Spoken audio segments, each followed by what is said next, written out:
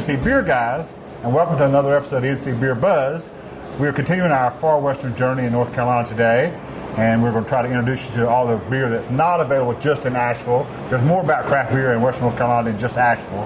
We found our way to Bryson City, and we're here at the wonderful Nantahala Brewing Company with Joe, who's the owner, and Greg, who's the brewmaster here.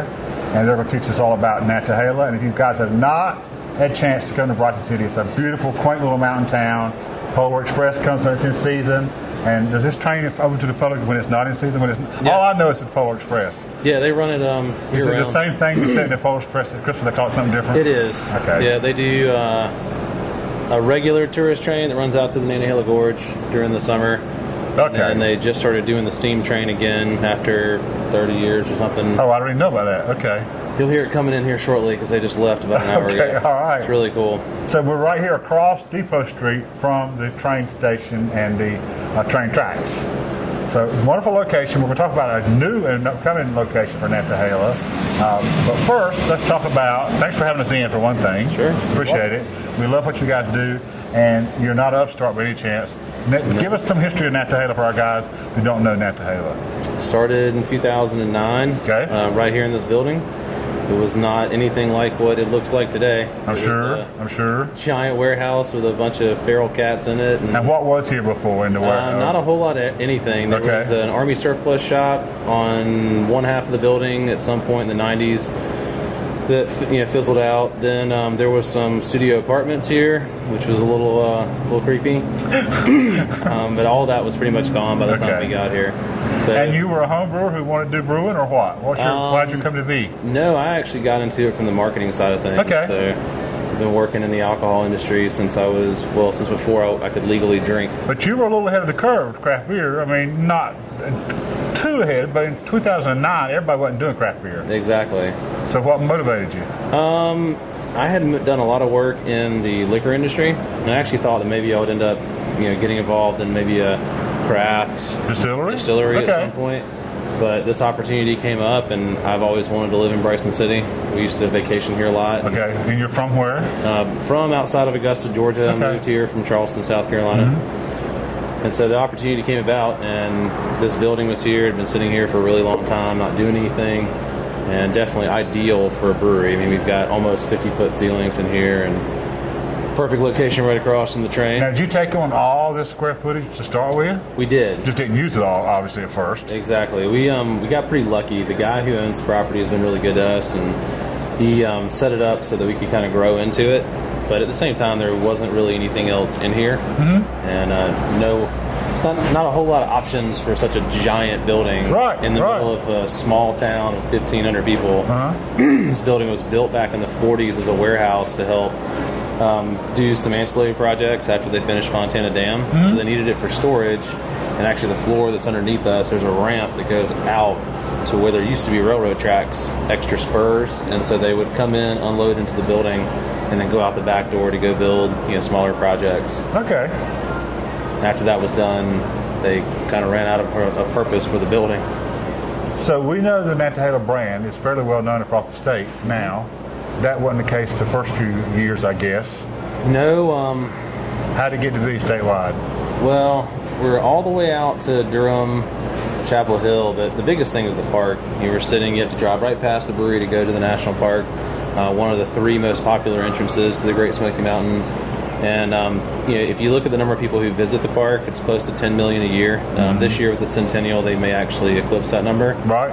And so those people are from everywhere. Sure. And being associated with the park, and being right here next to it, pretty much immediately by making really great liquid, which is clearly the first goal. Yeah, you got to do that. You got to have the quality there. Right. Got to do that. But once we had that nailed down, putting us in a situation where people from all over the country come visit the area and come see us, that has definitely helped to spread the brand. And the brand itself, the word Nantahala has been around for a really long time, and commercially too. And so the river and people rafting it for the last 50 years. There's a lot of folks before we opened the brewery who told me that I was, pulling their leg because they'd had this beer out on the river. I've already had Nantahala 10 years ago. Yeah. Telling them like it's never existed. No, sorry, buddy. No, you're wrong. Exactly. Right. So we knew we had a great brand. Just had to back it up. Yeah, when people drank it when it didn't exist, that's a pretty good brand. Exactly.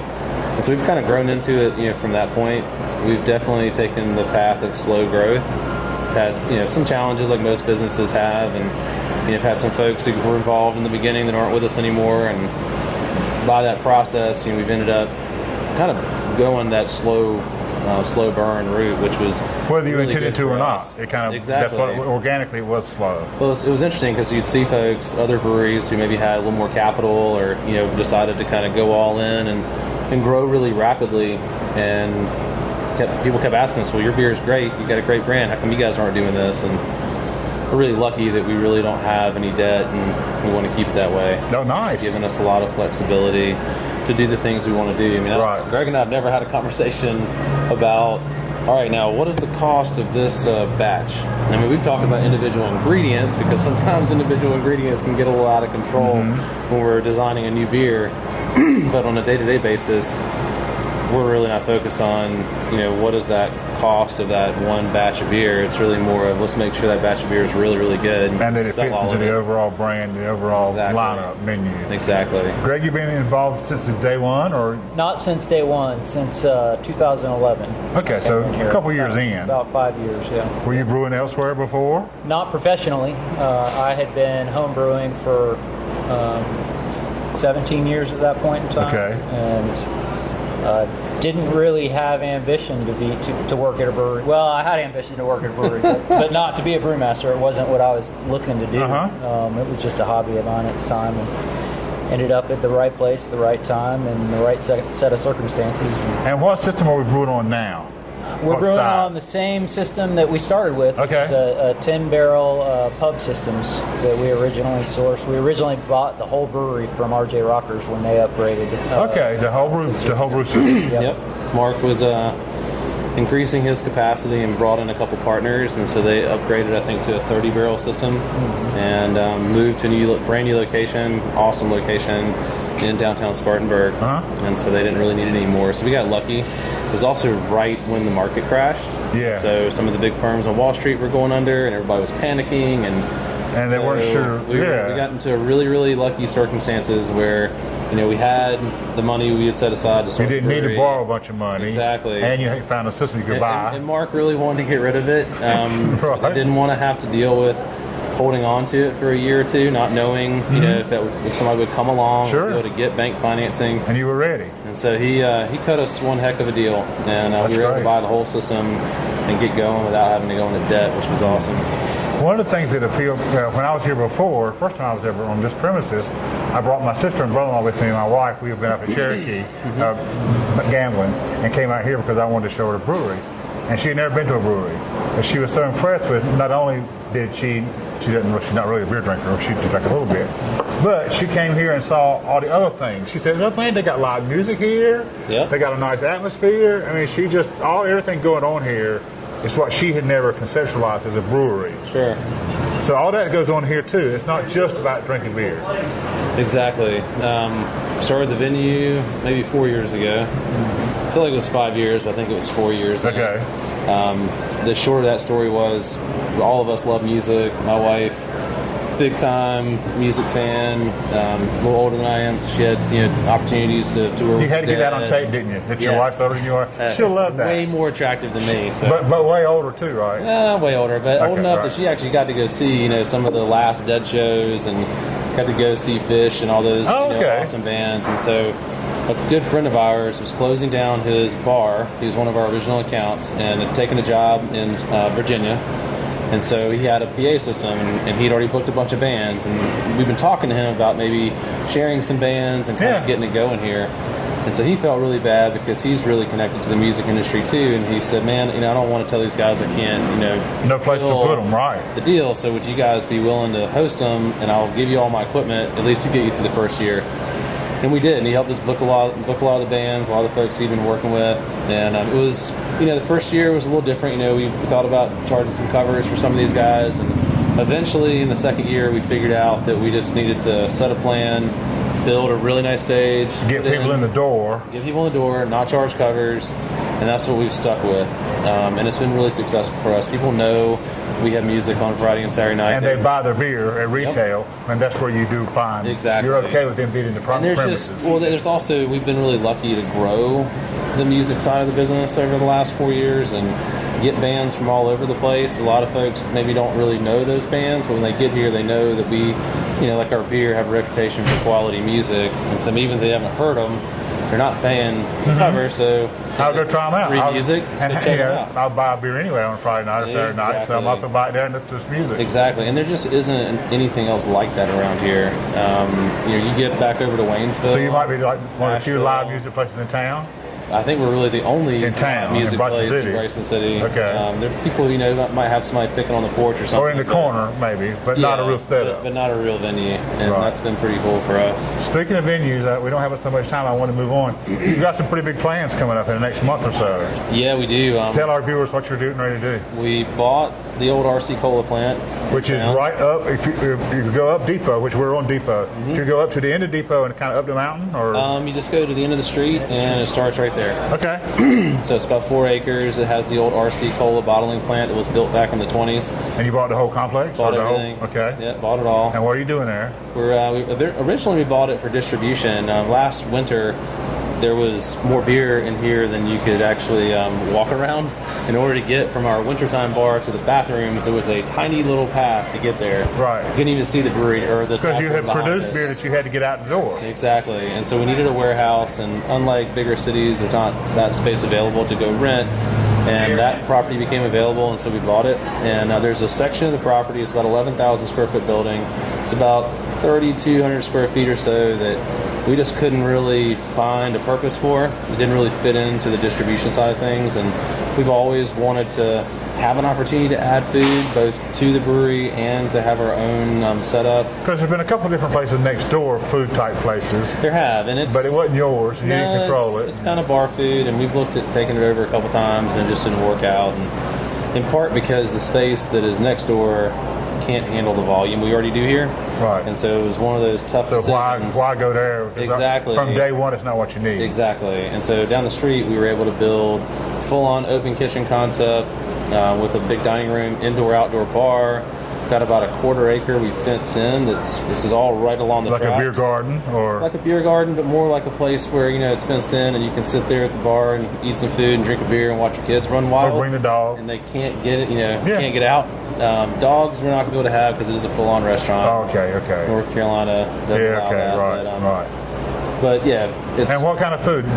Pub food, or we don't know? It's all. We've managed to source everything within about 50 miles of Bryson City. Okay, so farm to fork in some ways. It's really going to be absolutely. Our chef worked at Roost Chris for almost a decade. Okay. She's from Bryson City. She's always wanted to have her own restaurant. And you gave her an opportunity. Yep, so again, you're giving back to the community. Absolutely. We've been talking with her for over 3 years now.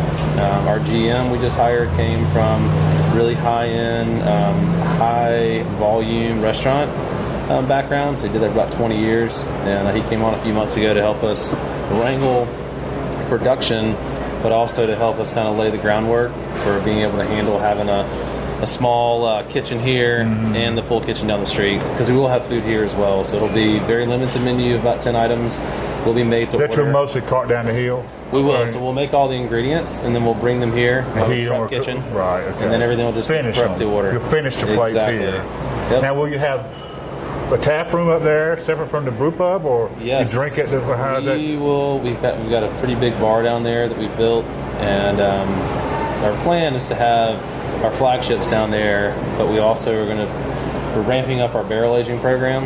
We've got a whole space in the building down there where they used to bottle the RC Cola, and a few other things too. We found out that they actually bottled Schlitz down there in the early 30s. Okay. I thought you were going to tell me they made moonshine. We couldn't. I was sure you were going to make moonshine. Dumbfounded. We're still working all the details. Some of the old timers that work down there, their whole career, have the photos and all the history for us. Oh yeah, what a great history of the building though. It's pretty cool. I mean, it's a landmark in Bryson City. Right. People know that's the old RC plant. And they don't necessarily know it's the old Schlitz plant too. No, the old guys know. They're the ones that brought it to us. We were a little dumbfounded, but kind of cool that we can continue on that history down there. Sure, that's great. But it'll be different concept.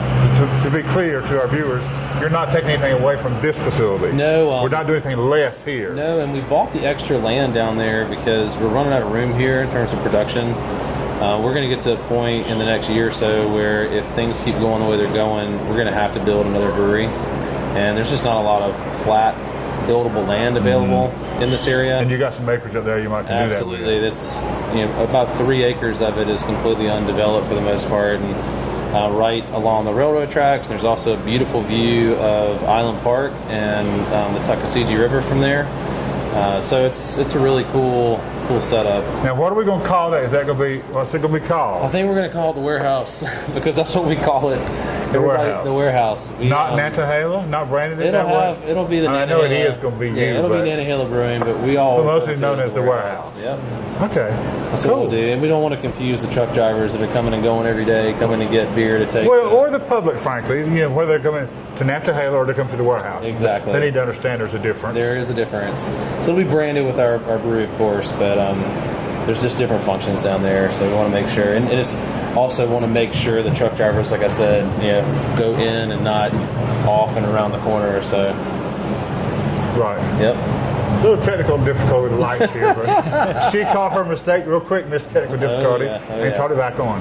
Thanks so much for having us in. Yeah, you're welcome. We think you do great things here. We just love this place. Awesome. Should have been here before. Thanks for coming out. So we'll remind our viewers again, don't just think when you're coming to Northwestern North Carolina, you got to stop in Asheville. There are other great places to drink craft beer, Nantahala Brewing and Bryson City being one of them. Stop by. Until next time, this is David again reminding you to drink local and keep your beer dollars in North Carolina.